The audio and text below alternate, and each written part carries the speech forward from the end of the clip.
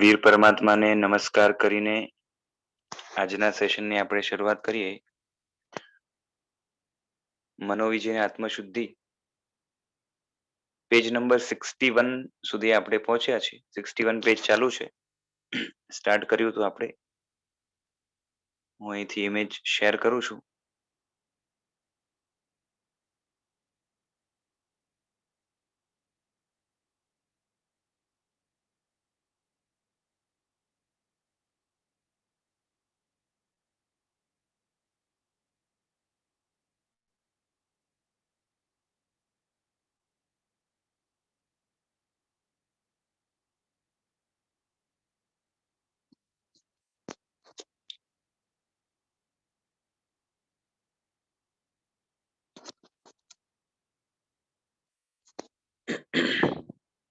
ચંડ કૌશિકની વાત ચાલતી હતી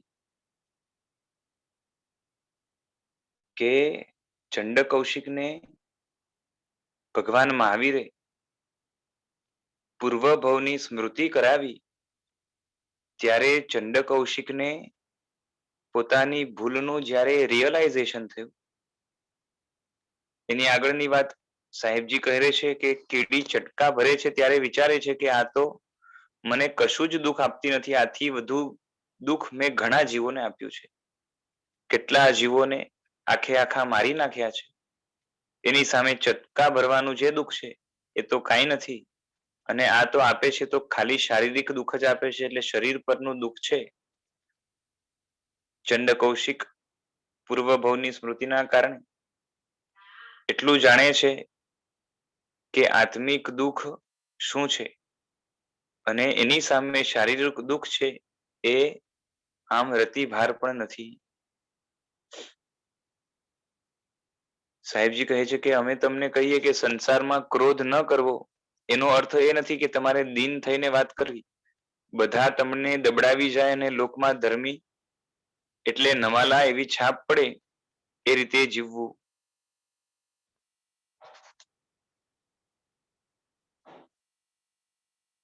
શું કહે છે સાહેબજી કે ક્રોધ ન કરવો એટલે કોઈ તમારી સામે પડે, તમને હેરાન કરે તો ક્રોધ ન કરવો, એવો ઉપદેશ જ્યારે અપાય છે ત્યારે ક્રોધ ન કરવો એટલે અંદરમાંથી બળવાનું નથી, સામા પર દ્વેષ કરવાનો નથી. પણ એવું નથી કે આપણે દીન થઈ જઈએ, દુઃખી થઈ જઈએ, નબળા થઈ જઈએ, નમાલા થઈ જઈએ. સમજાય છે? કોઈ આપણને દબાવીને જાય, હેરાન કરીને જાય, પણ આપણે એની સામે શું કહેવાય કે સાવ નમાલા થઈ જઈએ તો શું થાય કે ધર્મી લોકો તો નમાલા હોય, એનામાં દમ નથી, એવી છાપ પડે એવી રીતે જીવવાનું નથી. કોઈ દુઃખી થઈને જાય છતાં પણ આપણે પ્રસન્ન રહી શકીએ તો છાપ શું પડે કે ધર્મનો પ્રભાવ કેવો કે આટલું સામેવાળા ઉપર દુઃખ આવ્યું, સામેવાળાએ દુઃખ આપ્યું, એના ઉપર જરાક પણ દ્વેષનો ભાવ નથી. અંદરમાં તાકાત અને સહિષ્ણુતા કેટલી. બીજા નંબરે કે આટલું દુઃખ આપ્યા છતાં પણ પ્રસન્ન રહે છે. ધર્મની મહેરબાની કે ધર્મનો પ્રભાવ કેવો કે અંદરથી ચિત્તને સ્વસ્થ ધર્મ રાખી શકે છે.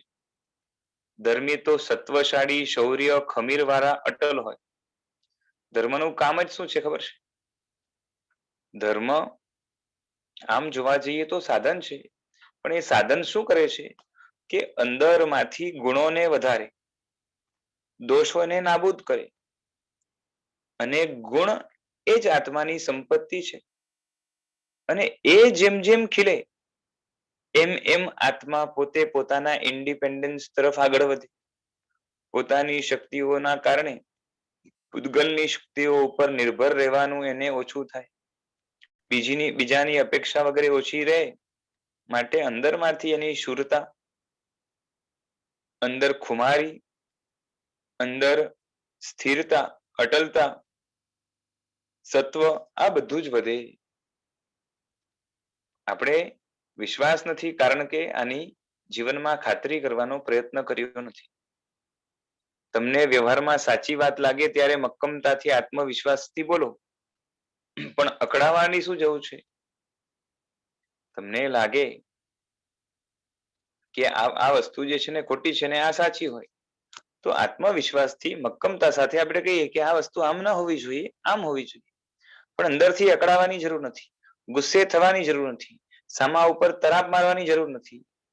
ઘરમાં કોઈ યોગ્ય ન લાગે તેવું વર્તન કરે તો વાત્સલ્યથી સમજાવી શકો છો કે ભાઈ તે આમ કર્યું એ બરાબર નથી, પરિવાર માટે આ નુકસાન થાય એમ છે, તારા માટે પણ આટલું આટલું નુકસાન થાય એમ છે, માટે ન કરતો તારા માટે જ ભલું છે, બીજા માટે પણ જો ભલું થાય એમાં તારું જે છે ને કઈ જતું નથી, બરોબર છે. પણ કોઈ અવળચંડુ હોય અને કહે કે આમ જ કરીશ, પ્રેમથી ન માને, આડો જ ચાલતો હોય અને એમ કે ના હું તો આમ જ કરીશ, ત્યારે તમે કહી શકો કે આ ઘરમાં તો આમ ચાલશે, બરોબર છે. મક્કમતાથી કહી શકાય. માત્ર ક્રોધ કરવાની જ કોઈ જરૂર નથી, આપણે અંદરથી શું કરવા બળવાનું?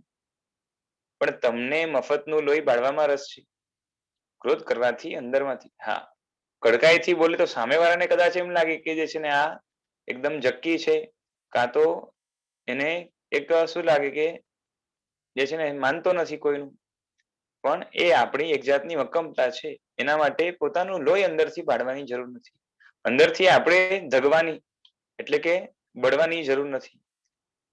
એટલે પણ છે શું કે તમારું મન ક્રોધ રસિક છે, એ ક્રોધને ગોત્યા કરશે. સમજાય છે? બધા કષાયોને જે છે ને આપણું મન શોધ્યા કરતું હોય, કશાય કરવા મળે આપણે જોયું ને કે એના માટેની તક ગોત્યા કરતું. શું સામી વ્યક્તિની ભૂલની સજા તમારે ભોગવવી છે? સમજો કે તમને કોઈએ ગાળ આપી કે તમાચો માર્યો, કાં તો ઊંધું સીધું કર્યું, કાં તો તમારી વાત ન માની, કાં તો અપેક્ષિત એવું કાર્ય ન કર્યું, બરોબર છે. હવે એ સામેવાળાએ ભૂલ કરી સમજો, હવે ભૂલની સજા એને મળવી જોઈએ, બરોબર છે.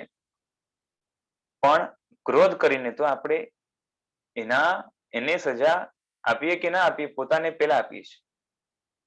ક્રોધ દ્વારા આગ પેલા ક્યાં લાગે આપણી અંદર? સામેવાળા ઉપર તો એની જે છે ને ઊંધી અસર થાય કે ન થાય, એને સજા થાય કે ન થાય, એના પુણ્ય અને પાપના ઉપર ડિપેન્ડન્ટ છે. પણ આપણે ચોક્કસ જે છે ને મફતનું લોહી બાળશું, મફતની આગ જે છે ને અંદરમાં એ પ્રગટાવીને એમાં આપણે શેકાશું. એટલે સામેવાળાની ભૂલની સજા પહેલા આપણે થાય તો આપણી જે છે ને એ ભૂલ કહેવાય કે મૂર્ખતા કહેવાય. તમારા દીકરાએ ભૂલ કરી ત્યારે તમારા ગાલે થપ્પડ મારો તો કેવું કહેવાય? બરાબર છે. તમે ડાયા કે ગાંડા? કોઈએ ભૂલ કરી તેની સજા તમારે માથે લેવી છે? પૂછે છે સાહેબજી. તેથી તમારું લોહી બળશે અને તે રાજી થશે. ક્રોધ કરનાર વ્યક્તિ પોતાના આત્માને સંતાપ આપી રહી છે અને તે પણ બીજાની ભૂલના કારણે. બીજાની ભૂલના કારણે પોતે બળે અને એનું જે છે ને કઈ રિઝલ્ટ પણ ન આવવાનું હોય, સામેવાળો સુધરે કે ન સુધરે, બરોબર છે. આ શું છે? મૂર્ખતા છે. જો બુદ્ધિમાં ઉતરી જાય તો ખરેખર મહામૂર્ખાઈ લાગે. આવા તો 100 એંગલ છે, એટલે ઘણા બધા એંગલ છે જેના કારણે ખ્યાલ આવે કે જેટલા પણ આપણા દોષો છે મનની અંદર, ભાવ મનની અંદર રહેલા, એના પ્રત્યેનો પક્ષપાત રહેલો છે, એના પ્રત્યે ન જોઈએ એવી માન્યતા રહેલી છે, કાં તો હોવી જોઈએ એવી માન્યતાનું ઇગ્નોરન્સ રહેલું છે, અને એના કારણે આપણે કષાયોની અંદર તણાઈ જઈએ છીએ. માન, માયા, લોભ બધા માટે આ રીતે વિશ્લેષણ થઈ શકે. કષાય માત્ર મૂર્ખતા છે. કષાય શું છે?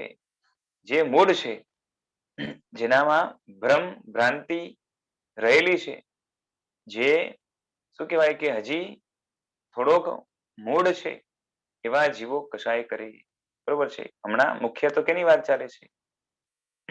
અપ્રશસ્ત કષાય. કષાયનો જન્મ કેમાંથી થાય? તો કે અજ્ઞાનમાંથી થાય, કાં તો જાણકારી ના હોય, કાં તો વિચારવાની જે છે ને તૈયારી ન હોય, એટલે કે નિર્વિચારકતા હોય, બરોબર છે. અને કાં તો જે છે ને અવાસ્તવિકતામાંથી, એટલે કે જે વાસ્તવિક ના હોય, ભ્રમ હોય, એમાંથી જે છે ને કષાયોનો જન્મ થાય. જીવનમાં કશાય આપણી મૂર્ખાઈનું પ્રતિબિંબ કે મૂર્ખાઈનો પડઘો છે, રિફ્લેક્શન છે, બરોબર છે. કાં તો એનો જ જે છે ને એક જાતનો ઇકો છે. કેમ કે કશાય કરવાથી ફળ નથી મળતું. હા, કશાયને દેખાડનારી પ્રવૃત્તિ કરવાથી નિમિત્ત રૂપે એ પ્રવૃત્તિ જે છે ને ફળને સાધી આપશે. બરોબર છે. એટલે દાખલા તરીકે છે ને એ એક પિતા છે, એને પોતાના પુત્રને સમજાવવું છે, એ પ્રેમથી સમજે એમ નથી, તો એને જે છે ને બે સોટી મારે, આંખ લાલ કરે, આંખ પોડી કરે, બરોબર છે, બે જે છે ને ગાલ પર તમાચા મારે અને થોડાક એ કહેવાય ને કઠોળ શબ્દમાં બોલી દે. આ બધી બહારની વસ્તુ છે, પણ હા એનાથી રિઝલ્ટ મળશે. દીકરો છે ને ડરીને કે બીને એ ન જોતું કામ જે છે ને, અને એ પણ આ બધા પણ જે છે ને આ બધું કોના ઉપર અપનાવવાનું હોય? જે અબુધ હોય એના ઉપર. બુદ્ધિશાળી હોય એને તો સમજાવટથી કામ લેવાનું હોય, અને ન સમજી શકે અને એનાથી ઘણું નુકસાન થાય એમ હોય ત્યારે આ રીતે જે છે ને એ ઉપાય કરવો પડે. પણ એ ઉપાય કરતી વખતે પણ આંખ લાલ કરી આંખ કાઢે, પણ અંદરમાંથી એ જીવ પ્રત્યે વાત્સલ્ય હોવું જોઈએ, કરુણાનો ભાવ હોવો જોઈએ, નહીં કે ક્રોધ. કેમ કે ક્રોધ હશે તો અંદરમાંથી કઠોરતા એને પનપવાનો અવસર મળશે, સાથે સાથે પોતે અંદરથી શેકાવાનું થશે. એ જ ક્રોધના ફરીથી સંસ્કાર પડશે. એ ક્રોધ કરવા જેવો લાગે તો જે છે ને સમ્યક્ત્વ હાથમાંથી જશે. એટલે ઘણા નુકસાનો છે જીવનમાં. કશાય એટલે આવા નુકસાનો હોય અને છતાં પણ જે છે ને એને ઇગ્નોર કરે અને કરવા જેવું માને તો મૂર્ખતા જ ગણાય. આવા ઘણા પાસા છે. કશાયનું મૂળ ઉત્પત્તિ સ્થાન ક્રોધ, માન, માયા, લોભ વગેરે જે કશાયો છે એનો જે છે ઉત્પત્તિ સ્થાન શું છે? દુઃખ છે. કે અંદરમાં જેને દુઃખ છે, બરોબર છે, આ બધા કશાયો દુઃખરૂપ છે એમ. એટલે અંદરમાં જેને દુઃખ છે, અંદરમાં કશાયો છે, એના જ કશાયો બારે આવશે, અને એ જ અંદરથી પણ કશાયથી શેકાશે. અને જે બહારથી ખાલી કશાય વાળો દેખાય એમાં પણ જે છે ને એ સારું રિઝલ્ટ આવે એવા પ્રકારના કશાયો હોય, એ વ્યક્તિ અંદરમાંથી બળતો નથી, અને બળે એવું કમ્પલસરી નથી. જેને દુઃખ અંદર ન હોય તેને કશાયનો જન્મ ન થાય. ક્રોધ, માન, માયા, લોભ, મોહ કોઈ પણ કશાય વિચારો બધા માટે નિયમ આ જ છે કે અંદરમાંથી જે દુઃખી છે, ભાવથી જે અંદરથી દુઃખી છે, અંદરમાં અજ્ઞાન, નિર્વિચારકતા, અવાસ્તવિકતા, ભ્રમ, બરોબર છે, કલ્પના, કદાગ્રહ, આવા બધા જે દોષો રહેલા છે એના કારણે અંદર સતત જે મથામણ કરવા છતાં પણ દુઃખને અનુભવે છે, કારણ કે સાચી રાહ મળતી નથી. એવા વ્યક્તિઓ એ કશાયો કરે છે, અને કશાયને જો આ બધું ગાઢ હોય તો એ ઉપાદેય પણ માને છે, કરવા જેવા માને છે, અને એ બહુ મોટી મૂર્ખતા છે. હવે 62મા પાના ઉપર કોઈ પૂછે છે કે સાહેબજી પ્રશસ્ત કશાય અને અપ્રશસ્ત કશાય બધા લેવાના? તો કે હા, બધા જ કશાય લેવાના. કોઈ પણ કશાય હોય, પ્રશસ્ત કે અપ્રશસ્ત, અંદરમાંથી એ બાળશે તો ખરી જ. અંદરમાંથી બાળવાનું કામ તો કરશે, એટલે અંદરનું દુઃખ જ છે. પ્રશસ્ત કશાય પણ આત્માનો સ્વભાવ નથી, બરોબર છે. માટે સમતામાં જતા પહેલા પ્રશસ્ત કશાય પણ મૂકવાના આવશે, બરોબર છે. હમણાં તો જ્યાર સુધી અપ્રશસ્ત કશાયનો રાજ છે ત્યાર સુધી પ્રશસ્ત કશાય અને અપ્રશસ્ત કશાયની જગ્યા ઉપર ગોઠવવાનું કામ કરવાનું છે.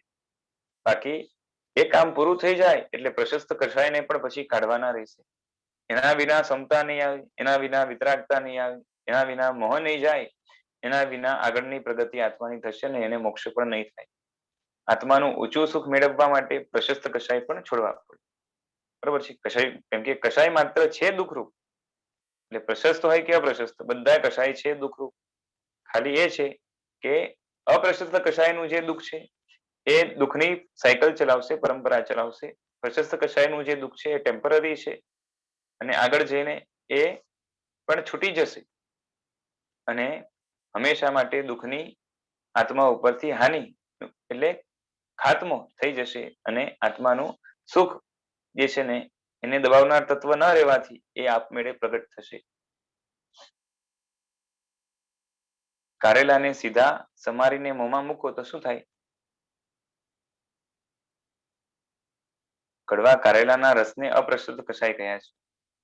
કારેલાના સીધા કારેલું હોય સીધું સમારીને જે છે મોંમાં મૂકો, અને તે જ કારેલાને મીઠું નાખીને કડવાશ કાઢી નાખો, બરોબર છે.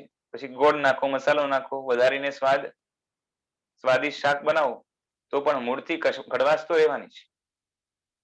જેને ભાવતું હોય તે ચપચપ ખાઈ જાય પણ સાવ કડવાશ જશે નહીં. અપ્રશસ્ત કષાય છે ને એ પ્યોર કારેલા જેવા છે ને પ્રશસ્ત કષાય છે મસાલેદાર કારેલા જેવા છે. લાગે ટેસ્ટી પણ એની અંદર કડવાશ સાથે ભરેલી તો હોય જ.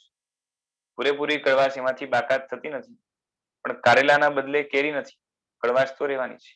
એટલે પ્રશસ્ત કષાય કે અપ્રશસ્ત કષાય બંને આત્માનો સ્વભાવ નથી. બરોબર છે. તેથી અંતે તેમને છોડવાના છે. પણ અત્યારે તો મસાલેદાર ટેસ્ટી કારેલા ખાવાના પણ છે. એટલે પ્રશસ્ત કષાય કરવાના છે. બરોબર છે. સાચીમાં ખાવાની વાત નથી થતી, ખાલી દ્રષ્ટાંત છે, એક્ઝામ્પલ છે. હવે આગળ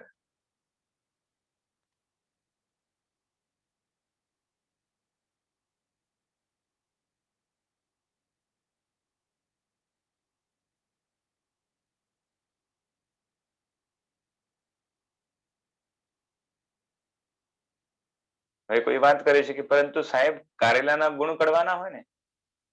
કારેલું પોતે કડવું હોય પણ એ ગુણકારી કહેવાય. એના ગુણ જે છે ને એના કારણે તાવ ઉતરી જાય, શરીરમાં જે છે ને ગરમી વગેરે ફેલાઈ ગઈ હોય તો નીકળી જાય અને અમુક જાતના રોગોને કાઢવાની તાકાત જે છે ને કારેલામાં રહેલી છે. બરોબર છે. એટલે કોઈ પૂછ્યું કે કારેલું જે છે એ ગુણકારી છે, એ જ રીતે કષાય પણ જે છે ને ગુણકારી હોવા જોઈએ ને, એ રીતે કમ્પેર કરવાનો પ્રયત્ન કરે છે. સાહેબજી કહે છે કે તમે ગુણ સુધી ધ્યાન રાખો તેવા છો કે તમને તો તત્કાળ મીઠું ફળ જોઈએ છે. આપણામાં અધીરાઈ કેટલી છે કે હમણાં કર્યું અને હમણાં ફળ જોઈએ. બરોબર છે. ગુણ કરે ત્યાં સુધી ધ્યાન રાખવા માટે આપણે જે છે ને તૈયાર નથી. મોંમાં મૂકોને મધુર સ્વાદ જોઈએ છે, મોઢામાં મૂકીને કેવું છે મધુર સ્વાદ જોઈએ છે. કારેલાની કડવાશ ફળ રૂપે નથી, સ્વાદ રૂપે છે. સ્વાદ રૂપે કેવું છે કારેલું કડવું છે, ફળ રૂપે તો જે છે ને મીઠું છે. મીઠું એટલે એનો સારા ફળ છે. કારેલા પણ લિમિટમાં ખાવ તો ગુણકારી પાછા, વધારે ખાવ તો નુકસાન થાય, ખબર છે ને, ઝાડા થઈ જાય. અને જે છે ને અમુક જે કફ વગેરેને પણ જે છે ને ટેકો આપે છે. બરોબર છે. અપ્રશસ્ત કષાય એટલે ગમે ત્યારે વગર બોલાવે ટપકી પડે. અપ્રશસ્ત કષાય કેવા છે કે કામ ચલાવું નથી, પરંતુ જ્યારે ત્યારે ટપકી પડે અને તેના દોરવાયા આગળ સમજો કે આપણે દોરવાઈએ તો ભીત ભૂલ્યા કહેવાય. એટલે એમાં આપણું નુકસાન ઘણું થાય. ઘણાને ભૌતિક દ્રષ્ટિએ પણ કશાય ખરાબ લાગે છે.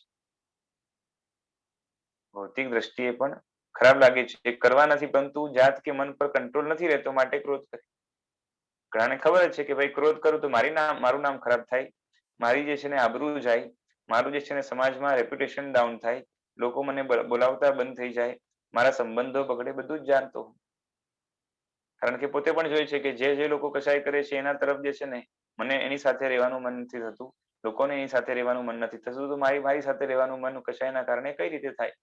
આટલી જાગૃતિ બુદ્ધિશાળી વ્યક્તિ હોવા છતાં પણ હોય તો પણ એનાથી શું કહેવાય કે મન ઉપર કંટ્રોલ નથી રહેતો માટે ક્રોધ કરે. કમાન છટકે પછી ભાન ન હોય કે શું બોલું છું. એકવાર પિત્તો ગયો, બરોબર છે, મન ફાટ્યું એટલે પછી તો જે છે ને ક્રોધ એવો આવે કે શું બોલવું એ ભાન ના હોય અને જેવા તેવા શબ્દો બોલી જાય. ગમે તેમ ક્રોધ ઉછળી પડે, જેના પર કાબુ નથી, જેમાં ભાન નથી, સૂઝ નથી, એવો ગુસ્સો અપ્રશસ્ત કષાય કહેવાય. પ્રશસ્ત કષાય તો છે ને આપણને પોતાને ટેકલ કરતા આવડે, જાણી જોઈને કરેલા કષાયો છે. બરોબર છે. જ્યારે પ્રશસ્ત કષાય તો આવશ્યકતા ઉભી થાય ત્યારે જ મર્યાદિત પ્રમાણમાં થાય. કારણ કે તત્વદ્રષ્ટિ છે ને એ જ પ્રશસ્ત કષાય તરફ લઈ જાય છે, ટેમ્પરરી ઇલાજ રૂપે. જ્યાં સુધી કષાય રહિત અવસ્થા પ્રાપ્ત નથી થતી અથવા તો એ શું કહેવાય કે ક્ષમતાની ભૂમિકામાં પ્રવેશ નથી થતો. એટલે રિમોટ કંટ્રોલ હાથમાં જોઈએ સાહેબે. એને કોઈ સભામાં કહે છે કે અત્યારે કોના હાથમાં છે, તો કે આખું રિમોટ કંટ્રોલ જે છે ને એ એટલે આમ કંટ્રોલ આખો મોહના હાથમાં છે. સભા કહે છે કે રિમોટ જ કંટ્રોલ છે. બરોબર છે. રિમોટ એટલે આમ રિમોટનો બીજો અર્થ શું થાય કે એ જે છે જેને જાણી ના શકાય, આ તો ગુપ્ત હોય, એ કંટ્રોલ જે છે ને એ અમારા હાથમાં નથી. અમારા ક્રોધનો કંટ્રોલ દૂર રહેલી બીજી વ્યક્તિના હાથમાં છે. બરોબર છે. સાહેબજી કહે છે કે જેનો રિમોટ જ કંટ્રોલ છે તેવા કોઈ પણ વાહનમાં તમે બેસો ખરા? કોઈ પણ વાહન હોય તે વાહન ચાલક કે ડ્રાઈવર હોય એના હાથમાં કંટ્રોલ હોય તો આપણા માટે શું કહેવાય કે એક સેફટી કહેવાય, અને આપણા હાથમાં હોય તો વધારે સેફટી કહેવાય. પણ હવે બીજા કોઈકના હાથમાં કંટ્રોલ હોય, બરોબર છે, તો હાલત ખરાબ થઈ જાય અને અંદરથી જે છે ને એ ડર્યા કરે એ શું થશે શું થશે. અત્યારે તમારી કરુણ સ્થિતિ છે. ભૌતિક દ્રષ્ટિએ પણ કશાયને કાબુમાં નથી લઈ શકતા. ભૌતિક દ્રષ્ટિએ પણ કશાય નુકસાનકારક લાગે. ઘણા તો જે છે ને કશાયના કારણે એ બ્લડ પ્રેશરની ને જાત જાતની પ્રોબ્લેમ્સો ઊભી થતી હોય, બરોબર છે. મનની અંદર અમુક જાતના છે ને ડિપ્રેશન વગેરે પણ આવે. એટલે આ મોટી નબળાઈ છે અને માટે એને કાબુમાં લેવું જરૂરી બને. સાહેબ એક પ્રસંગ બતાવે છે કે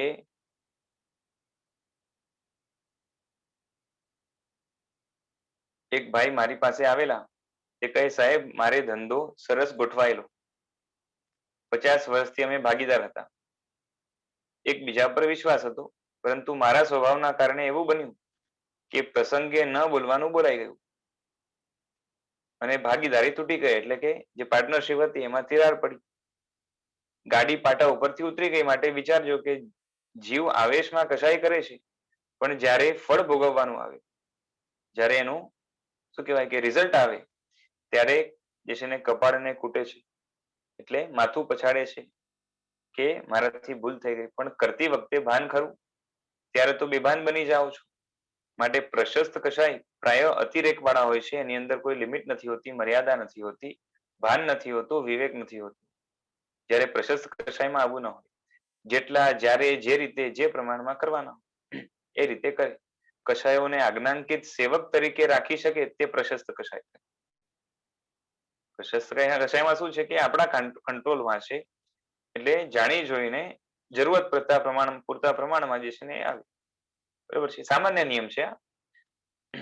પ્રશસ્ત કશાય કરનારા જીવો કશાયોના માલિક છે, ગુલામ નથી. ગુણવાળા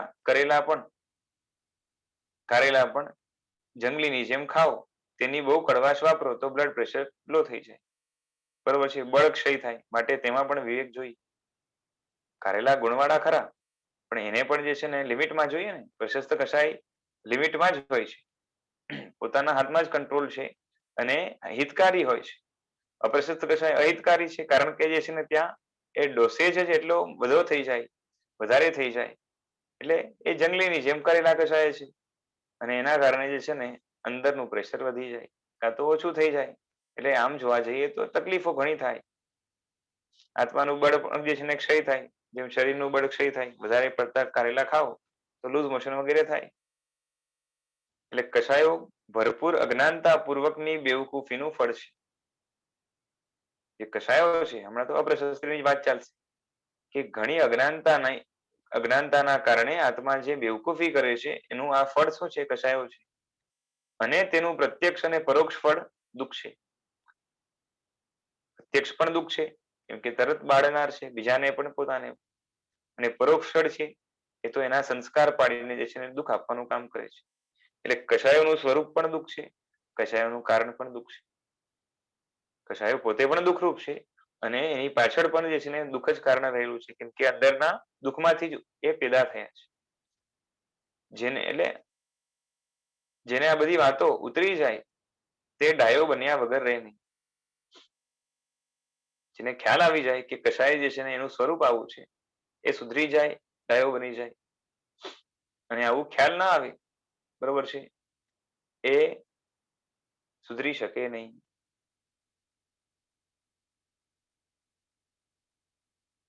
આગળના પાના પર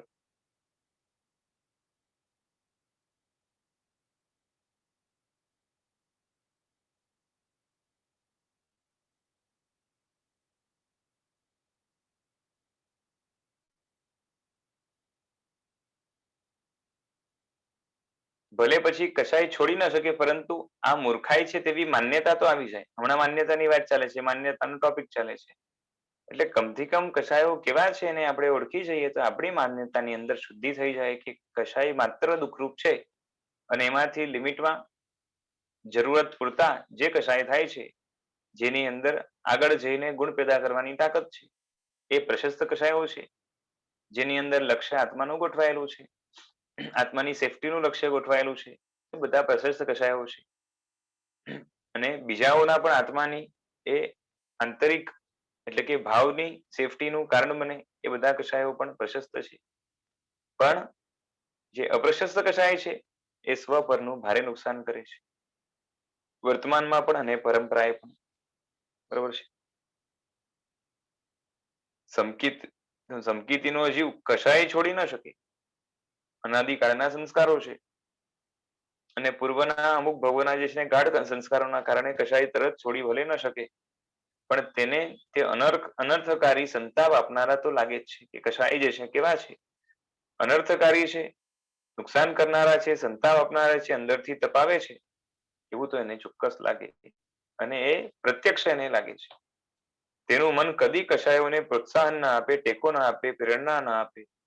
જ્યારે તમારું મન તમને કશાય કરવામાં પ્રેરણા અને પ્રોત્સાહન આપશે કે જે છે ને આ જે છે ને ક્રોધ કરવા જેવો છે, આવા પ્રકારે જે છે ને આના ઉપર તો જે છે રાગ કરવા જેવો છે, પ્રેમ કરવા જેવું છે, કારણ કે તમારી બુદ્ધિ ઊંધી છે. માન્યતા ઉલટાવવાની પ્રક્રિયા તરીકે અંદર મંથન કરતા જાવ તો માન્યતા બદલાય છે. માન્યતા બદલાવી છે તો અંદરથી ચિંતન મનન કરવું પડે, મંથન કરવું પડે, ક્રીમ કાઢવું પડે કે આ બધું જે હું કરું છું એનું સાર શું, દુઃખ કે સુખ. માન્યતા બદલાવાની ક્રિયા અપુનર્બંધક થી શરૂ થાય. કોઈએ પૂછ્યું તો કે હા, અપુનર્બંધક દશાથી ચાલુ થાય. હવે આ અપુનર્બંધક દશા શું છે એને વ્યવસ્થિત જાણવું હોય તો જે છે ને એ આપણા જે છે ને યોગ દ્રષ્ટિ સમુચ્ચયના અમુક ક્લાસ છે, એના રેકોર્ડિંગ્સ જે છે ને તમે સાંભળશો તો એના ઉપરથી તમને ખ્યાલ આવશે. બાકી સામાન્યથી અપુનર્બંધક દશા એટલે શું કે આત્મામાંથી અમુક જાતના દોષો દૂર થવાના કારણે, અમુક જાતના કશાયો નાબૂદ થવાના કારણે અને કાળ જે છે ને આત્માને પોતાની આત્મિક પ્રગતિ માટે ફેવર કરે એવો કાળ વર્તતો હોય ત્યારે ઉત્કૃષ્ટ કર્મ બાંધવાની એટલે કે કર્મ આત્મા ઉપર વધારેમાં વધારે સમય ટકી શકે તો કેટલું, તો કે 70 કોડાકોડી સાગરોપમ, એટલે આમ તો જોવા જાવ તો અસંખ્યના અસંખ્ય વર્ષો થાય. એટલા જે છે ને વર્ષો સુધી આત્મા ઉપર આ લાગેલું કર્મ, એકવાર બંધાયેલું કર્મ સતત હાઈએસ્ટ આટલું જે છે ને ચોટી શકે, એના પછી એને ખરી જવું પડે. તો એમાંથી જે હાઈએસ્ટ કર્મ બાંધવાની જે આત્માની તાકાત હતી અંદરમાં પોતાની દુષ્ટ વૃત્તિઓના કારણે, એ દુષ્ટ વૃત્તિઓ શમી ગઈ હોવાના કારણે, મૂળમાંથી ઉખડી ગઈ હોવાના કારણે હવે ક્યારેય પણ જે આત્મા આવી કર્મ બાંધવાની, ઉત્કૃષ્ટ કર્મ બાંધવાની યોગ્યતા નથી ધરાવતો એવા આત્માને અપુનર્બંધક આત્મા કહેવાય છે. એ દશાને અપુનર્બંધક દશા કહેવાય છે. અને આવું જ્યારે બને છે ત્યારથી મોક્ષ માર્ગની શરૂઆત થાય છે. અને મોક્ષ માર્ગની શરૂઆતના તબક્કામાં જ સૌથી પહેલા માન્યતાની શુદ્ધિ માંગી છે. એટલે અંશથી પણ માન્યતાની શુદ્ધિ એ અપુનર્બંધક દશામાં ચાલુ થાય. શરૂઆત ત્યાંથી થાય અને પરિપૂર્ણ શુદ્ધ માન્યતા સંકિતમાં હોય. અપુનર્બંધક અવસ્થા પછી ચરમ યથા પ્રવૃત્તિકરણ નામનો સ્ટેપ આવે, એના પછી યોગાવંચક, પછી પહેલી દ્રષ્ટિ યોગની, પછી બીજી દ્રષ્ટિ, બરોબર છે. એ જ રીતે આગળ જઈને ત્રીજી દ્રષ્ટિ આવે છે, ચોથી દ્રષ્ટિ આવે છે. ગ્રંથિનો ભેદ ન થયો હોય તો ગ્રંથિ ભેદ કરવાની આખી પ્રોસેસ આવે અને એના પછી અનિવૃત્તિકરણ નામનો એક અધ્યવસાય આવે. અધ્યવસાય એટલે પરિણામ ભાવ, અને એના પછી સંકિતની પ્રાપ્તિ થાય. એટલે આ બધી પ્રોસેસ છે. 1 થી 4થા ગુણ સ્થાનક સુધી રુચિનું પરિવર્તન છે, એટલે કે માન્યતાનું પરિવર્તન છે, શ્રદ્ધાનું પરિવર્તન છે, અને ત્યાર પછી નો ધર્મ એની અંદર પરિણતિનું પરિવર્તન આવશે. એટલે ઇન્ટરેસ્ટ લેવલને જે છે ને કાં તો ઇન્ટરેસ્ટના સ્ટેટને શરૂઆતમાં ચેન્જ કરવાનું હશે કે આપણે કઈ વસ્તુમાં રસ છે એ પહેલા બદલાવાનું આવે. એટલે માન્યતા શુદ્ધિ થાય ત્યારે જ આ વસ્તુ બને. અને જે વસ્તુમાં પછી રસ છે એમાં આત્મા જ્યારે એક્ટિવ થાય, ઇન્વોલ્વ થાય, એને એના દ્વારા જે છે ને પરિણતિનું પરિવર્તન કહેવાય, એ આગળ આવશે. એટલે પેલા રુચિનું એટલે કે માન્યતાનું, શ્રદ્ધાનું, એ બિલીફનું, ફેથનું પરિવર્તન કરવાનું આવશે. આજ સુધી આપણે જે માનતા હતા એમાં કેટલો ગોટાળો હતો એ જ્યાર સુધી ખ્યાલ ન આવે અને એના ઉપર કામ કરવાનું ચાલુ ન થાય ત્યાં સુધી માન્યતાની શુદ્ધિ ન થાય. હવે એમાં જે વસ્તુ વિશે આપણી જે માન્યતા ખરાબ છે એમાં સૌથી અગત્યની એક વસ્તુ છે કશાય. એટલે આપણે હવે કશાય આજ સુધી જે ઉપાદેય લાગતા હતા, બીજાના કશાય જે છે ને હે લાગે એમાં જે છે ને કોઈ નવાઈ નથી. બીજાનો ક્રોધ, માન, માયા, લોભ જે છે ને કોઈ ક્રોધ કરતો હોય તો આપણે શું લાગે કે ક્રોધી છે, કેટલું નુકસાન કરે છે, આમ કરે છે, તેમ કરે છે, કઈ ભાન છે કે નહીં. બરોબર છે, ક્રોધ તો બહુ ખરાબ. બરોબર છે, માન છે તો અભિમાન, કેટલું અભિમાન છે જે છે ને નાક ઉપર જે છે ને એ અભિમાન લઈને ફરે છે, ખભા પર અભિમાન લઈને ફરે છે, અક્કડ થઈને ફરે છે, પોતાની જાતને શું સમજે છે. બરોબર છે, આ તો બહુ માનવાળો વ્યક્તિ છે એટલે એને દૂરથી પણ જે છે ને એને ખરાબ લાગે. એટલે બીજાનો માન, બીજાનો ક્રોધ, કોઈ માયા કરતો હોય તો આ બધો કપટી માણસો જે છે ને ઠગ માણસ છે, લુચ્ચા છે. આખી દુનિયાને છે ને એ દુતારાની જેમ ધૂતે છે. એટલે ખરાબ માણસો છે. એટલે માયા પણ ન ગમે. અને કોઈ બહુ લોભી માણસ હોય તો એટલે જિંદગીમાં જ ખાવા માટે જોઈએ, કેટલું પીવા માટે જોઈએ, કેટલું જે છે ને શરીરને સારું રાખવા માટે, ઈલાજ વગેરે માટે કેટલું જોઈએ, હરવા ફરવા માટે કેટલું જોઈએ, ફેમિલી માટે કેટલું જોઈએ, એટલું બસ છે. આટલી બધી ફેક્ટરીઓ, આટલા રૂપિયાઓ, રોજના અબજો રૂપિયાનું જે છે ને હેરફેર, અને એની અંદર પણ કાળા કામો કરવા, આ તે કરવું, અને જે છે ને ફોરેન ની અંદર બિઝનેસ નું એક્સપાન્શન, આ બધું શું છે? કેટલો લોભી માણસ છે. અને બીજી બાજુ જે છે ને પાછો ખર્ચ કરવા તૈયાર ન હોય તો કે છે ને સાવ જ લોભી છે. આટલું કમાય છે છતાં પણ એક પૈસો પણ અહીંયા આપતો નથી, કાં તો આટલા જ આપ્યા, આનાથી વધારે આપતો નથી. આ બધું એટલે બીજાના દોષો છે, બીજાના કશાયો છે, ખરાબ લાગે છે. પણ એ જ વસ્તુ જયારે આપણા ઉપર આવે તો આપણે બચાવ કરીએ. આપણે પોતાનો ક્રોધ પણ ગમે છે. આપણે લાગતું હશે કે આપણે ક્રોધ ગમતો નથી, પરંતુ જયારે પોતાનો ક્રોધ આવે પછી એની જે છે ને એના બચાવની દલીલો, એના બચાવના એક્સક્યુઝીસ. બરોબર છે, કોઈએ કીધું કે ક્રોધ ખરાબ છે, ભગવાને કીધું કે ગુરુએ કીધું, અને એના વિશ્વાસથી આપણે કદાચ કહીએ કે ભાઈ છે ને હા ચલો ખરાબ હશે, પણ અંદરમાંથી કન્વિન્સ ના થયું હોય ત્યાં સુધી કામ ન થાય. કે ભાઈ ક્રોધ મને પોતાને બાળે છે અને અવિવેકમાંથી એનો જન્મ થયો છે, ભ્રમમાંથી જન્મ થયો છે. ક્રોધ જો આત્માની શક્તિ હોત તો મોક્ષમાં પણ સાથે આવવું જોઈએ. ક્રોધથી રહિત આત્મા જ શાંત બને છે, અને એ શાંતિનું સુખ અલગ છે. અને એ શાંતિના કારણે આત્મા પોતાની અંદર રમમાણ બને છે, પરમાં જતો નથી. પરની પ્રવૃત્તિને અટકાવવા માટે પરમાંથી પેલા ઇન્ટરેસ્ટ લેવલ ઘટાડવું પડે. એ ઇન્ટરેસ્ટ લેવલ જ્યાં સુધી હું કશાય સહિત છું ત્યાં સુધી આવી શકતું નથી. કશાયનું આધિપત્ય આત્મા ઉપરથી ઓછું થાય ત્યારે આત્માનું ઇન્ટરેસ્ટ જાગે અને પરમાંથી ઇન્ટરેસ્ટ ખસે. ત્યાર સુધી અવિવેકમાં રહેલો આત્મા હંમેશા પરમાં જવાનો પ્રયત્ન કરતો હોય છે. એટલે બધા કશાયો અવિવેકમાંથી જન્મે છે, અને એનું જે સ્વરૂપ છે કેવું દુઃખદાયક છે, કેવું અંદરથી અકળામણ કરે, કેટલું જે છે ને અંદર એમ ક્રોધ દજાડવાનું કામ કરે, માન છે અક્કડ દેવાનું કામ કરે, માયા છે એ જેમ તેમ ઢળી જવાનું કામ કરે. એટલે પોતાની વેલ્યુ જે છે ને આ બધાની અંદર કેટલી ડાઉન થાય. બરોબર છે, જગતની દ્રષ્ટિએ અને સ્વની દ્રષ્ટિએ પણ થવી જોઈએ. આપણે થતી નથી એ વાત મોટી છે.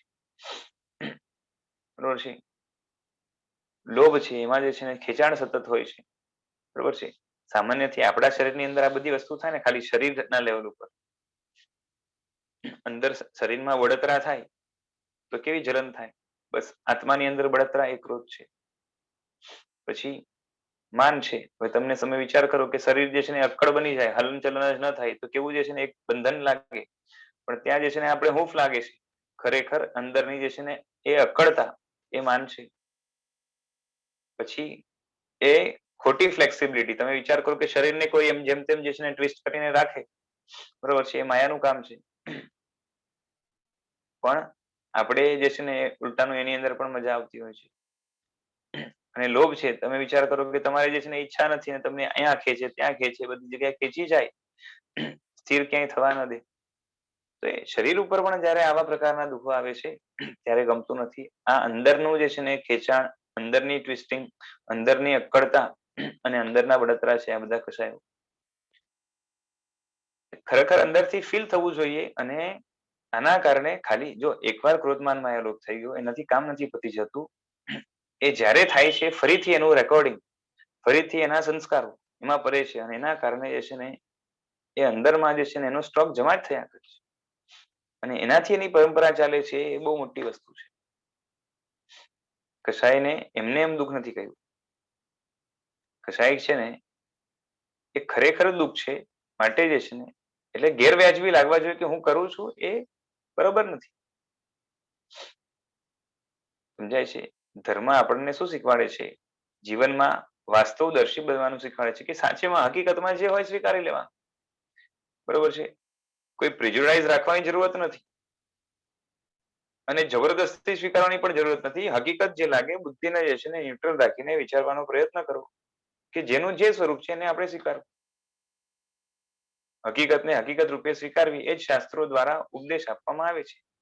અને તેમાં જ નક્કર સત્યતા છે. માટે જેને પણ કશાય ના સ્વરૂપનું ચિંતન કરવું હોય તેણે વાસ્તવ દર્શનનો પ્રયત્ન કરવો જોઈએ કે હકીકત શું છે મારે જાણી લેવું. બરોબર છે? અગ્નિ છે એનો સ્વભાવ જ છે ને બાળવાનો છે. પછી કોઈ એને પોઝિટિવલી લે, કોઈને સેફલી હેન્ડલ કરે એ એની પોતાની આવડત કે ટેકલિંગ કહેવાય. કશાયો છે એને કઈ રીતે જે છે ને ઉપયોગમાં લઈને આત્મ ઉત્થાન સુધી જવું એ એક આવડત કહેવાય. પણ ખરેખર કશાય છે તો શું? જેમ અગ્નિ છે તો શું? તો કે બાળનાર જ છે. અને એનાથી સાવધાન તો રહેવું જ પડે. એટલે કશાયો છે એ પોતે બાળનાર છે, અંદરથી હેરાન કરનાર છે, ભજવનાર છે અને અંદરથી આત્માને દુખીને દુખી, ખાલીનો ખાલી અને મૂર્ખનો મૂર્ખ રાખનાર છે. આવું બેસી જાય ને તો ખબર પડે કે ભાઈ મારે ગાંડું નથી રહેવું, મારે ડાયો થવું છે, માટે કશાયો મારે છોડવા જ પડશે. બુદ્ધિને પૂછો આ ઠોસ સત્ય હોવા છતાં પણ ગેરવાજબી કેમ લાગે છે? આપણને છે ને એ બીજાની ક્ષમા ગમતી હોય, પોતાની અંદર ક્ષમા રાખવામાં શું વાંધો છે? કેમ ગેરવાજબી નથી જે છે ને ગેરવ્યાજબી લાગે છે, વ્યાજબી કેમ નથી લાગતું? બરોબર છે? આપણે મનમાં શું પડ્યું છે કે ઠીક છે ક્ષમા રાખાય, ક્રોધ વગેરે ન કરાય, સારું રહે છે, શાંતિ વાળું જીવન રહે, પણ ક્યારેક ક્યારેક તો કરવું પડે. બરોબર છે ને? આ પણ આવી જાય છે ને એ બહુ મોટી તકલીફ છે. કશાયને એમને એમ દુઃખરૂપ નથી ગયા. એનું સ્વરૂપ જ એવું છે કે જે અંદરથી જે છે ને આત્માને હેરાન કરે છે, પજવે છે, માટે દુઃખ છે. કશાયનો જન્મ જેમ અજ્ઞાનમાંથી થાય છે તેમ અવાસ્તવિક દ્રષ્ટિકોણ વાળા બનો તો જ કશાયો પેદા થાય. જન્મ અજ્ઞાનમાંથી થાય છે એમાં કોઈ જે છે ને બેસ જ નથી. પણ જેની દ્રષ્ટિ અવાસ્તવિક છે એટલે હકીકતથી જે વ્યક્તિ દૂર રહે છે, વ્યક્તિ જે છે ને એ હકીકતથી, સત્યથી દૂર રહે તો એ કશાય ઉભરાય, બારે આવે. સમજાય છે? જેમ છે ને આપણે કોઈ ઉપર ક્રોધ કર્યો, બરોબર છે, અંદરમાં ક્રોધ પડ્યો હતો અને એ ક્રોધ જે છે ને એ અંદરના અજ્ઞાનનું સૂચક છે. અજ્ઞાન એટલે શું? કે મોહથી સહિત જ્ઞાન. અહીંયા અજ્ઞાનથી શું લેવાનું છે? મોહથી સહિત જ્ઞાન. એટલે મોહ જ્યાં સુધી અંદરમાં પડ્યો છે, કશાય પડ્યા છે. બરોબર છે? હવે બહાર કઈ રીતે આવે છે? તો પ્રેક્ટિકલી શું બન્યું કે કંઈક આપણું અપેક્ષિત ન બન્યું. આપણે આવી ઈચ્છા કે અપેક્ષા હતી એ ન બન્યું, માટે ક્રોધ બારે આવ્યો. બરોબર છે? માનને બાળવવા માટે જે છે ને બીજું કારણ હોય કે દાખલા તરીકે જે છે ને કે મને કંઈક મળી જાય જેના કારણે જે છે ને બીજાઓથી હું જે છે ને દુનિયામાં એક અલગ કે ઊંચો લાગુ, કાં તો મને એવો ભ્રમ હોય કે હું દુનિયા કરતા ઊંચો છું, તો એના કારણે, એ ભ્રમના કારણે જે છે ને માન ઉભરાય. બરોબર છે? આ રીતે માયા લોભ વગેરે બધામાં આવશે, હાસ્ય આદિ બધામાં. હું તો ખાલી એક્ઝામ્પલ આપું છું. પણ હવે શું થયું છે કે ત્યાં વાસ્તવિકતા નથી ખબર માટે ક્રોધ આવે. કેમ કે મારી અપેક્ષા પૂરી ન થઈ એમાં ખાલી પેલો વ્યક્તિ તો માત્ર નિમિત્ત છે, એનો રોલ હશે પણ બહુ ઓછો છે. મારો પુણ્યનો ઉદય હલકો છે, કાં તો પાપનો ઉદય પ્રબળ છે, મજબૂત છે, માટે અપેક્ષિત કાર્ય ન થયું. કાં તો મારાથી જ કંઈક જે છે ને હમણાં પણ ભૂલ થઈ હોય એના કારણે જે છે ને કાં તો સામેવાળાને જે રીતે સમજાવવું જોઈએ, ટેકલ કરવું જોઈએ એ રીતે ન કરી શક્યું. આવા ઘણા બધા કારણો ભેગા થયા માટે મારું અનુકૂળ કાર્ય જે છે ને થવાનું જે અપેક્ષિત હતું એના બદલે પ્રતિકૂળ થયું. બરોબર છે? એટલે વાસ્તવિકતાથી આપણે દૂર રહ્યા, એક જ વસ્તુ પકડી પેલો, એના સિવાયના જે મુદ્દાઓ હતા એને આપણે છોડી દીધા, એટલે વાસ્તવિકતા જે છે ને કેટલી બધી ખસી ગઈ અને માટે અવાસ્તવિક દ્રષ્ટિકોણ, એક નિમિત્ત, એને જે છે ને 100% નું ભાર સોંપીને આપણે એને જે છે એના ઉપર તરાપ મારી ક્રોધ બારે આવ્યો. એ જ રીતે માનમાં લઈ લો કે મારી પાસે પૈસા વધે તો માન કરવાથી કશું થવાનું નથી.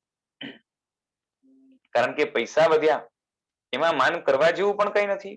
અને પૈસા વધવા માટે આપણે અંદરથી જે કારણ વિચારે ને કે મારું જે છે ને શું કહેવાય કે એ એટલું બધું સૌભાગ્ય, એટલું બધું જે છે ને મારો પુરુષાર્થ, આ તો એટલી બધી મારી આવડત વગેરે જે પણ જે છે ને કારણો જેના કારણે આપણે ફૂલાતા હોઈએ, એ બધા કારણો ટેમ્પરરી છે. અને એ કારણો પણ જે છે ને પાછે ધર્મને આભારી છે, ધર્મ દેવગુરુને આભારી છે, અને માટે ક્રેડિટ દેવગુરુને જવું જોઈએ. એના બદલે જે છે ને પોતા ઉપર ક્રેડિટ લઈ લે અને પેલો ક્રેડિટ સાઈડમાં વયો જાય, એટલે વાસ્તવિકતા દૂર થઈ જવાના કારણે આપણે અક્કડથી અભિમાન કરતા હોઈએ છીએ. એટલે બધા કશાયોની પાછળ મૂર્ખતા, અવાસ્તવિકતા, અજ્ઞાન વગેરે કાર્યો જે છે ને કારણો રહેલા છે. અને એ વાસ્તવિકતા જ્યારે સામે આવે તો એમાંથી એક પણ કશાય બહાર ઉભરાય નહીં. જો કશાયની પાછળના જે કારણો કે જે રહેલી અવાસ્તવિકતાને જાણવા છતાં પણ કશાયો બહાર જ્યારે આવે, એની પાછળ કારણ છે કે જ્યારે કશાય કરવાનું હોય છે ત્યારે એ જાણકારી અંદર સુષુપ્ત છે, એને આપણે ઉપયોગમાં યુઝમાં નથી લેતા. જાણીએ છે but we don't bring it to practical use, right? જેમ કે રાગ પેદા થાય છે ત્યારે જે તમારું નથી તેને તમે તમારું માનો છો, માટે મમતા થાય છે, એટલે વાસ્તવિકતા નથી. બરોબર છે ને? જે આપણું નથી એને આપણું માનીએ તો અવાસ્તવિકતા જ થઈ ગઈ ને, અને માટે મમતા થાય, રાગ થાય. જળ પૂતગલ તમારા નથી તે નક્કર સત્ય છે. સાચી વાત છે કે વસ્તુ આપણી નથી. આ રહેલું શરીર એના ઉપર જેટલો રાગ કરીએ છીએ, એની જેટલી પંપાળ કે કાળજી લઈએ છીએ, આપણું છે જ નહીં. કારણ કે આપણું હોય તો કાયમ જે છે ને આપણા કંટ્રોલમાં રહે, આપણી સાથે આવે. આ તો જે છે ને છૂટી જવાનું છે, આપણે બધાને ખબર છે.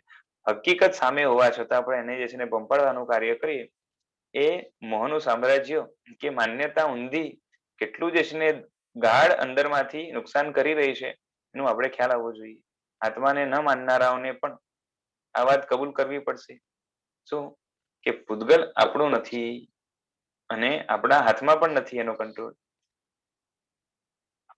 બરોબર છે? એક લિમિટ સુધી થઈ શકે, અને એને કંટ્રોલ કરીને આત્માને આમ કઈ ફાયદો થવાનો નથી પાછો. એટલે આ નજરે દેખાતી વસ્તુ પર તમારું વર્ચસ્વ ખરું. વર્ચસ્વ હોય તો તાબામાં રહે. નજરે દેખાતી જે છે ને પૂતગલ સૃષ્ટિ છે, એમાંથી અમુક વસ્તુની આપણે માલિકી કરીને બેઠ્યા છે, એમ છતાં પણ આપણા કંટ્રોલમાં નથી. બોલો, આપણે કેટલું પણ નક્કી કરીએ કે મારી પાસે જે વસ્તુ છે એમાંથી એક પણ વસ્તુ એના ઉપર ખરોચ પણ ન લાગવી જોઈએ, જૂની પણ ન થવી જોઈએ, ટાઈમ જતા જે છે ને નબળી પણ ન પડવી જોઈએ, મારાથી જુદી ન થવી જોઈએ, આવી કેટલી અપેક્ષાઓ સાથે રહેલી હોય છે. આમ છતાં પણ એક પણ વસ્તુ આપણી ઈચ્છિત પૂરી થતી નથી. કાં તો વસ્તુ આપણને છોડીને ચાલી જાય છે, કાં તો વસ્તુ જેવી જોઈએ એવી રહેતી નથી, અને કાં તો વસ્તુને છોડીને આપણે ચાલ્યા જઈએ છીએ. અંદરમાંથી પૂરેપૂરી ઈચ્છા એની સાથે હંમેશા રહેવાની હોવા છતાં પણ. અને આમ પાછું મોહનું કામ કેવું છે કે વસ્તુ મળી ગયા પછી એટલો બધો ઇન્ટરેસ્ટ પણ રહેતો નથી. અમુક સમય જાય એટલે વસ્તુ જૂની ન થાય તો પણ જે છે ને એમાંથી ઇન્ટરેસ્ટ ખસી જાય છે, અને નવું નવું મેળવવાનું જે છે ને પ્રયત્ન ચાલુ રહે છે.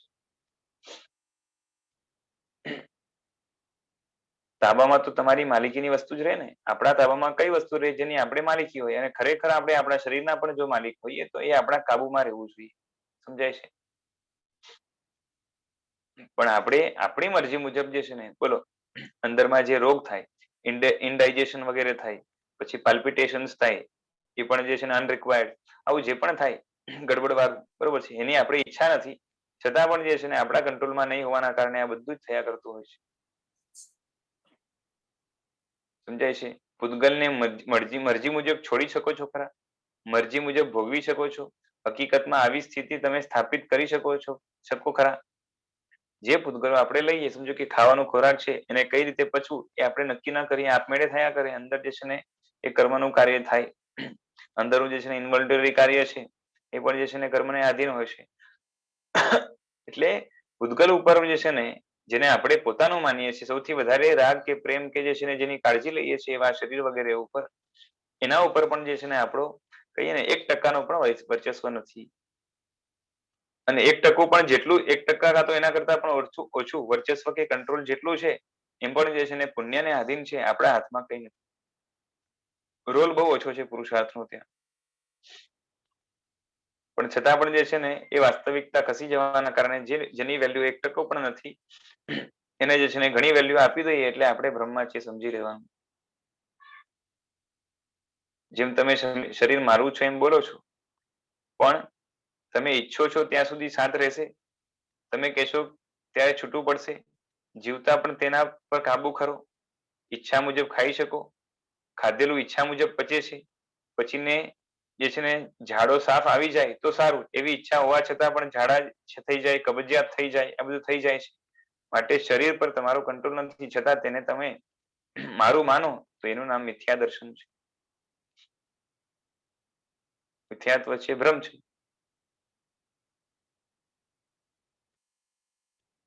બરોબર છે. એટલે વાસ્તવિકતાથી દૂર રહેશું એટલું જ જે છે ને કશાય પેદા થશે. અને વાસ્તવિકતાનું દર્શન થશે તો કશાય ઉપર કાબુ થશે, કશાય ઉપર જીતવાનું થશે, કશાય ઉપર વર્ચસ્વ આવશે, કશાય આપણા તાબામાં રહેશે. કરવા હશે ત્યારે થશે, નહીં કરવા હોય ત્યારે નહીં પણ થાય.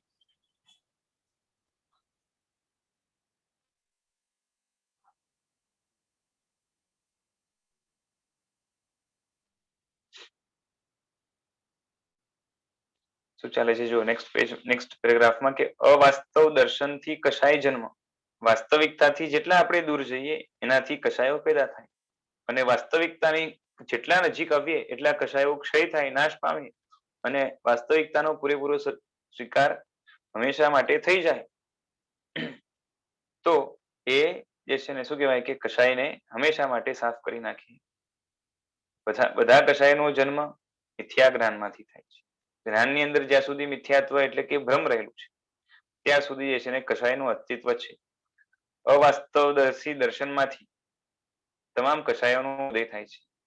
એટલે આપણે જે વસ્તુને જે રીતે જોઈએ છે એ રીતે એ વસ્તુ જો ના હોય તો આપણે મિથ્યાત્વી ગણાઈએ. સમજાય છે? અને એમાં પણ મુખ્ય તો તત્વની દ્રષ્ટિની વાત ચાલે છે. બુદ્ધિને આ સમજાઈ જાય કે આ કશાયો દુઃખ હેતુ છે, સ્વયં દુઃખ છે અને તેનું ફળ પણ દુઃખ છે. સંસારના બધા જ સુખો જેમ દુઃખમાંથી પેદા થાય છે, દુઃખ સ્વરૂપ છે, અને આગળ જઈને દુઃખની પરંપરા ચલાવે છે, એ રીતે કશાયો જે અંદરમાં રહેલા છે, જેનાથી આપણે હૂંફ, ટેકો કે જ્યાં લાભની કલ્પના કરીએ છીએ, એ બધું જ એકચ્યુઅલી પોતે દુઃખમાંથી પેદા થાય છે, પોતે પણ દુઃખરૂપ છે, અને ફળ રૂપે પણ જે છે ને એ દુઃખની પરંપરા સર્જશે. આ જેને સમજાય તે કશાયોને સારા તો ન જ માને, તેમાં મજા પણ ન જ આવે એને. આપણા મનમાં કશાયો ઘર કરીને બેઠા છે, તે જ આપણો ડ્રોબેક એટલે ખામી છે. આ મિથ્યાત્વની જડ છે. કશાયોને ઓળખી નથી શકતા ને એના કારણે બધું જ થાય છે. મિથ્યાત્વ અનંત કાળથી આત્માને ઘેરીને બેઠું છે. આત્માની અંદર વ્યાપ્ત કોઈ સામ્રાજ્ય હોય તો એમાંથી મુખ્ય એ આ ઊંધી માન્યતા રૂપ મિથ્યાત્વ છે. માટે જ તમને કશાયમાં પીડાનો નહીં પરંતુ મજાનો અનુભવ થાય છે. બોલો, આપણે ગુસ્સો કરીને સામેવાળો દબાઈ જાય તો અંદરથી કેટલો જે છે ને આનંદ આવે. એટલે હવે વિચાર કરો કે આપણે પોતાના કશાયોને કઈ રીતે ઇવેલ્યુએટ કરીએ છીએ. બરોબર છે? મેં ગુસ્સો ન કર્યો હોત, આને ખીજાયો ન હોત તો આ માનત નહીં. બરોબર છે? બોલો, આપણા ખીજાવાના કારણે સામેવાળો માન્યો કે આપણું પુણ્ય હતું માટે માન્યો? સામેવાળો આપણી વાત માને એમાં આપણું ખીજાવું એ કારણ છે, આપણું એને દબડાવવું કે ધમકાવવું એ કારણ છે, કે આપણું પુણ્ય હતું માટે એ જે છે ને દબડાઈ ગયું, નહીં તો સામે બે ઝાપટ મારત. આપણું પુણ્ય. બરાબર છે ને? જો આપણે દબાવે એ કારણ ખરું, પણ એની વેલ્યુ જે છે ને એ બહુ ઓછી. મુખ્ય કારણ પુણ્ય છે. એટલે તો ઘણી બધી જે છે ને ઘણા બધા વ્યક્તિ એવા હોય કે પ્રચંડ પુણ્ય વાળા એવા હોય, સામેવાળાને ધમકાવે નહીં ને છતાં એની પર્સનાલિટી જોઈને સામેવાળો જે છે ને એ અંજાઈ જાય અને એની સામે બોલવાનો પણ પ્રયત્ન ન કરે. આવા માણસો હોય છે કે નહીં?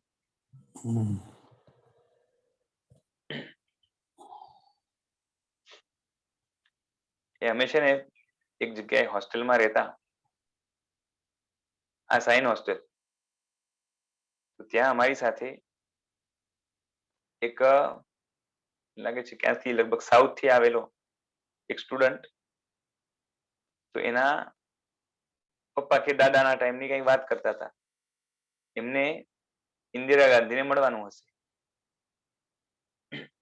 અને એક એક જે છે ને આપણે આટલી આટલી જઈને જે છે ને ત્યાં શું કહેવાય કે વાતો કે ફરિયાદો કરશું કે તમારા રાજ્યમાં આ ચાલે છે, પેલું ચાલે છે, અને જે છે ને પૂરી તૈયારી સાથે ગયેલા. ત્યાં પહોંચ્યા એટલે એ પેલી વ્યક્તિના જે છે ને એની પર્સનાલિટી કહો કે જે પણ કહો એનું પુણ્ય કહો, એને જોઈને જે છે ને એવા અંજાઈ ગયા કે બધું જ જે છે ને કમ્પ્લેન ભૂલી ગયા. સમજાય છે?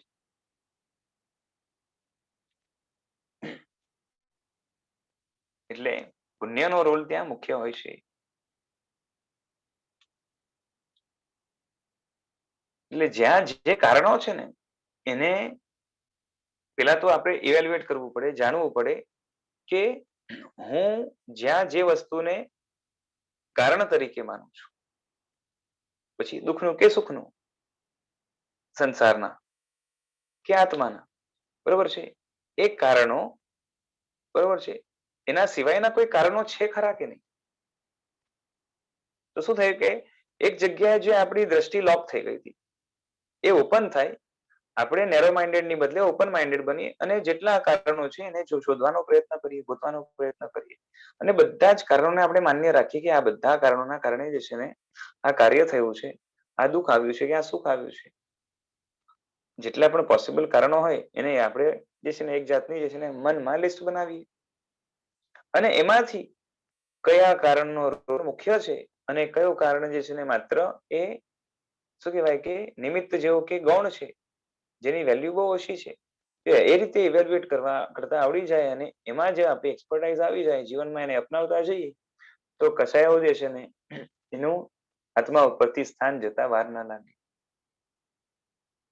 પણ આપણે બંધાઈ જતા હોય છે કોઈ એક વસ્તુમાં, સમજાય છે, અને એમાં પણ જે છે ને એ શોર્ટ ટર્મ કે નજીકના કારણોને જે છે ને જોવાનો આપણે પ્રયત્ન કરીએ, લાંબા કારણોને જોવાનો પ્રયત્ન નથી કરતા હોતા.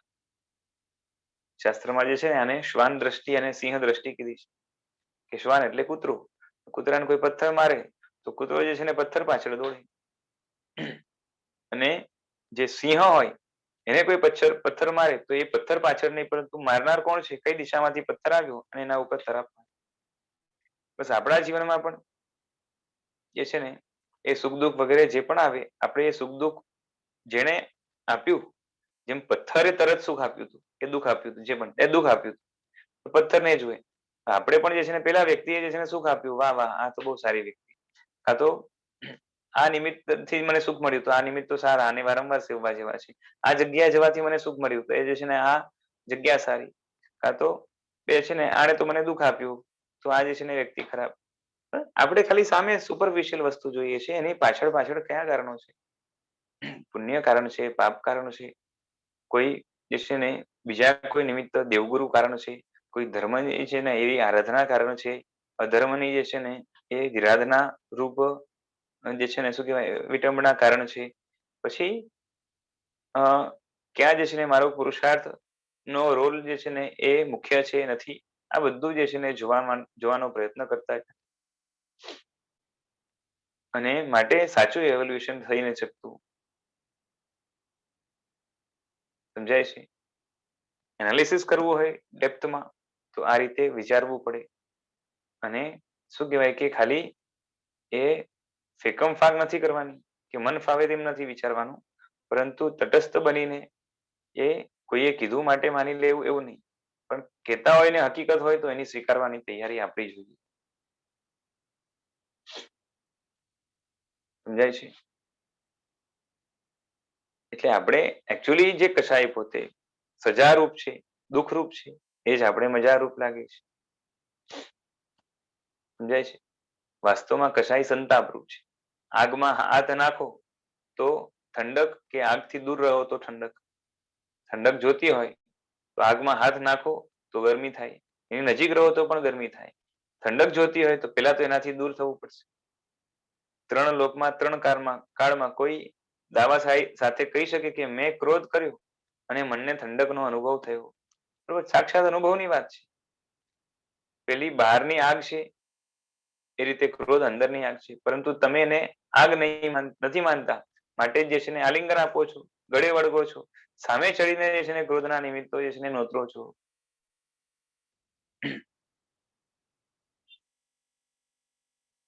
ચલો આગળનો પેરેગ્રાફ નેક્સ્ટ ટાઈમ જોઈશું. 64 પેજ લાસ્ટ પેરેગ્રાફ એક બાકી છે એ નેક્સ્ટ ટાઈમ. આજે સમય થયો રાખીએ આપણે. છેલ્લે આભાર અભિવ્યક્તિ રૂપે અ ગચ્છનાયક ગચ્છાધિપતિ આચાર્ય ભગવાન શ્રીમદ વિજય યુગભૂષણ સુરેશ્વરજી મહારાજ સાહેબના ચરણોમાં કોટીશ વંદન અને એમના જ જૂના વ્યાખ્યાનો એનું પુસ્તક આપણે વાંચી રહ્યા છીએ, એનું આલંબન મળી રહ્યું છે એમનાથી. જે કંઈ પણ પામ્યા છે એ પીરસવાનો પ્રયત્ન કરીએ છીએ, અને એમાં કઈ ક્ષતિ રહી જતી હોય એટલે એમના આશય વિરુદ્ધ કઈ અર્થઘટન થતું હોય, જીનાજ્ઞા વિરુદ્ધ કઈ અર્થઘટન થતું હોય તો તેનું ત્રિવેદી મિચ્છામિ દુક્કડમ માંગીએ છીએ. અને આવતીકાલે પણ જે છે ને આ જ રીતે આનું વાંચન આપણે ચાલુ રાખશું. સમય સેમ જ રહેશે.